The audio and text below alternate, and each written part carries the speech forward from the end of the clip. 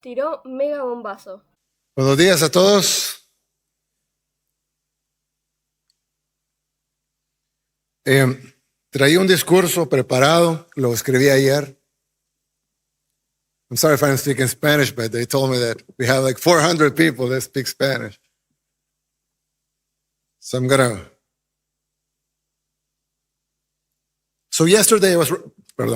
ayer estaba escribiendo el discurso y pues traía algo listo aquí, pero los congresistas me pidieron que hablara un poco sobre lo que hablamos ayer, en una reunión en donde estuvieron ellos, pero no estuvieron la mayoría de los que están acá ahorita, y creo que pues, tienen razón en decir que sería interesante hablar un poco de eso.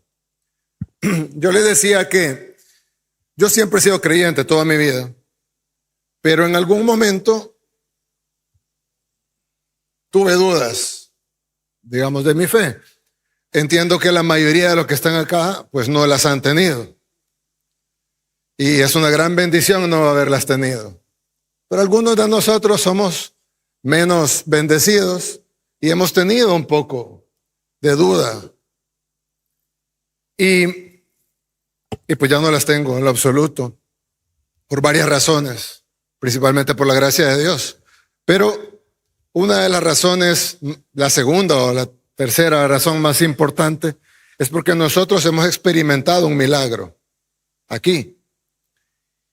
Y no lo digo de una manera liviana, lo digo con pruebas.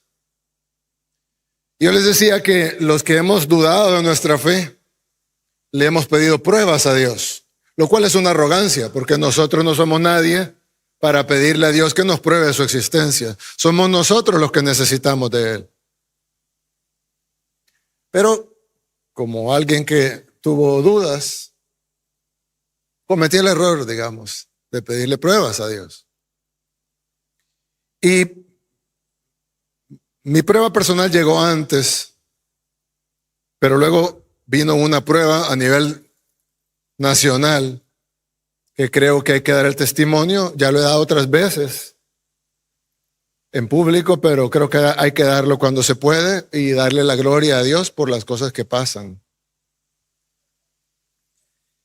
Como todos ustedes saben, El Salvador es un país que ha sufrido mucho. Tuvimos dos guerras, la guerra civil en los 80s y luego la guerra que vino después, que fue más sangrienta aún que la misma guerra civil, que fue la guerra de las pandillas, la dictadura de las pandillas, como yo le llamo.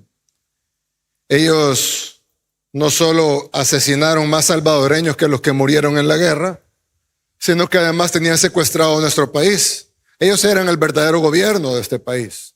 Ellos ponían toques de queda, controlaban quién podía ir de un lugar a otro lugar, ponían impuestos.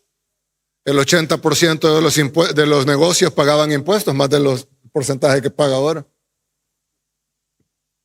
Y el que no pagaba los impuestos era asesinado por no pagarlos. Además, cuando la gente ve las cifras y ve la cifra de homicidios, que es altísima, tan alta que era más alta de todo el mundo. Pero además de eso, hubo mucha gente que sufrió otras cosas fuera de los homicidios. Yo contaba el ejemplo de una señora una adulta mayor, que su nieto le cortó las manos, porque las pandillas le exigían que pagara la extorsión o el impuesto que habían puesto ellos. Ella no lo pagó y entonces el nieto le cortó las manos para írselo a entregar esas manos a las pandillas. La señora aún vive y trabaja haciendo barras de chocolate, pero ella es un testimonio vivo de lo que las pandillas hacían en este país. En este país había una dictadura, la dictadura de las pandillas, la dictadura del crimen. Y la gente sufría esa dictadura, que además era cruel, tanto que llegaba a cortarle las manos a sus ciudadanos. Y ese fue uno de cientos de miles de casos.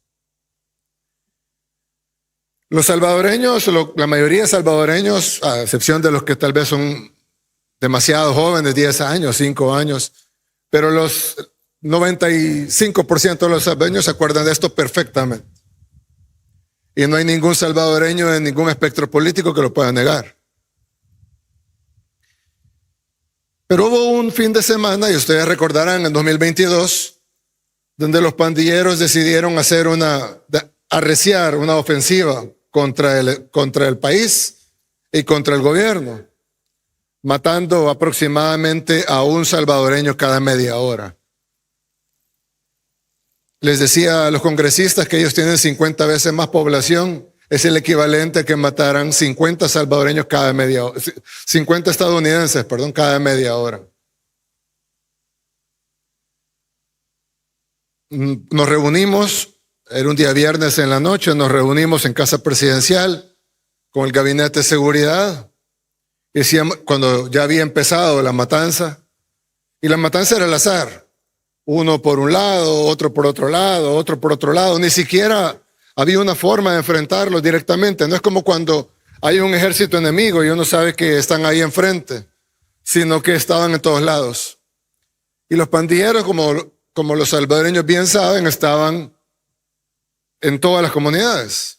En cada calle, en cada colonia, en cada comunidad, en cada barrio, había pandilleros.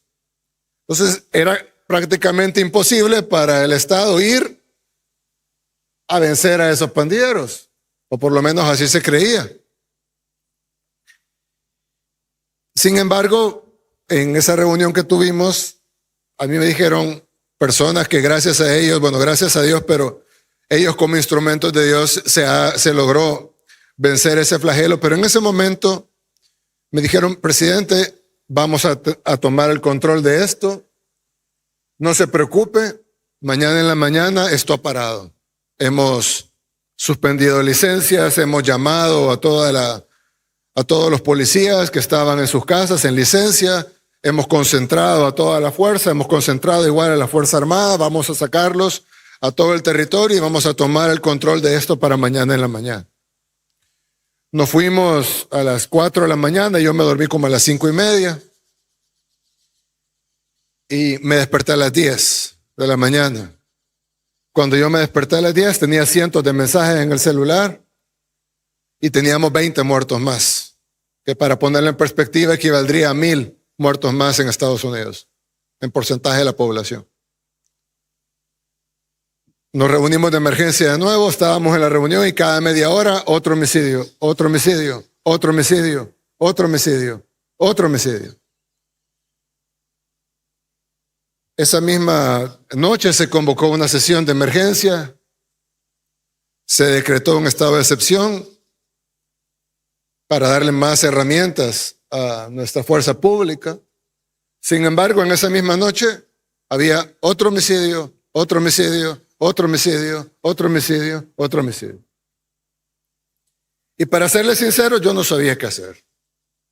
Y no voy a hablar por los demás, pero creo que nadie en realidad sabíamos qué hacer. Porque no era algo convencional. Y como lo dije hace un rato, no podíamos ir a enfrentar algo que estaba enfrente, sino que era como un cáncer con metástasis, estaba en todos lados. Engranado en otros órganos importantes, que deberían estar sanos, pero que estaban contaminados por esta enfermedad que se había regado durante décadas en todo el cuerpo, en todo el país.